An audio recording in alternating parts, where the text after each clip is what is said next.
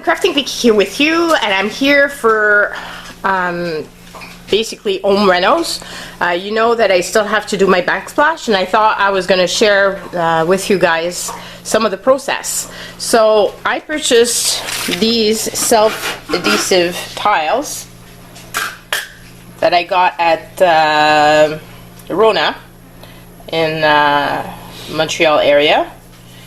And I had to do 2 Ronas to get them. I don't know if they're going to be discontinued or if they were, because they were on sale when I got them.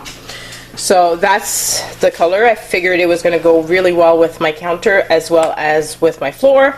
So now what are the steps that we've done, Marc-Paul? We remove the, change the counter. We remove the molding.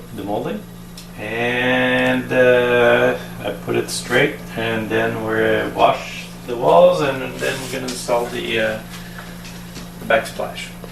Okay, so I will show you guys further along how it's going with the installation, and hopefully it's gonna go well and we're not gonna kill each other. See you soon. We were getting ready to tackle this. My husband made the mention that this here gyprock was behind some molding, so it hasn't had any paint cover. Actually, you can see previously my kitchen used to be pink. So yeah, we haven't put any paint on this, so he's gonna put a coat of paint, just because if we were to remove these eventually, we don't want the gyps to come off with the removal of this, which it would if it's glued directly on it.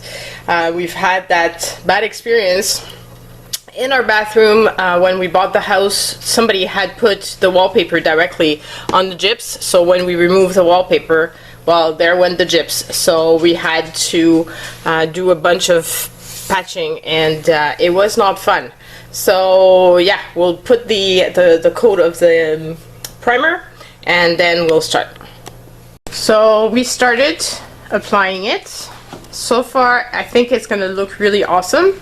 We had to make a few decisions onto what type of molding we were going to put here, and we decided to put the same as I have over here.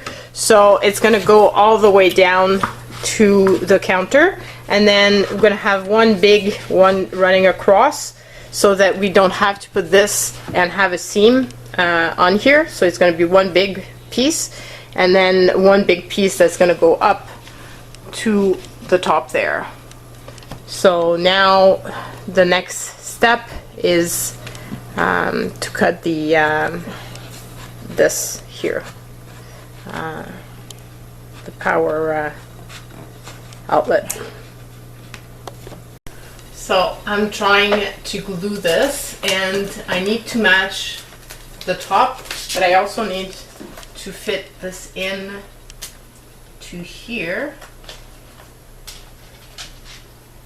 and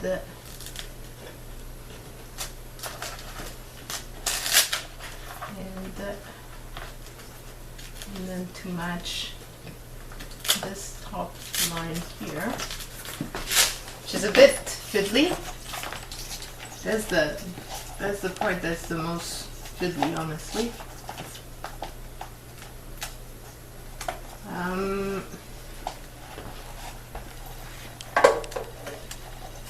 I don't know what happened, but it doesn't fit.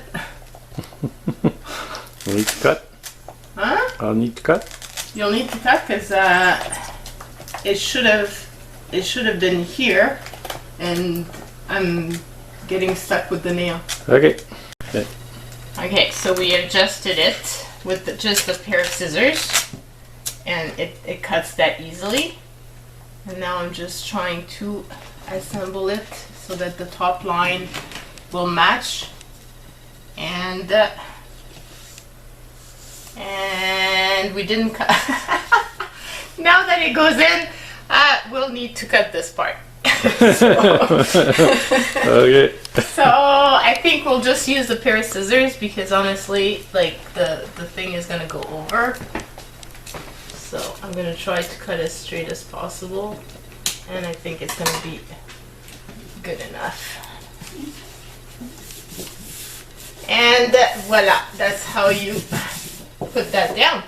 So really pretty awesome. And the molding is gonna go all the way to here, so it's gonna hide this little piece, so we're okay. So then we can just continue. And you basically, we did this one the wrong way. This piece here is supposed to be the one that you overlay on. So we're learning. We should have read the instructions fully.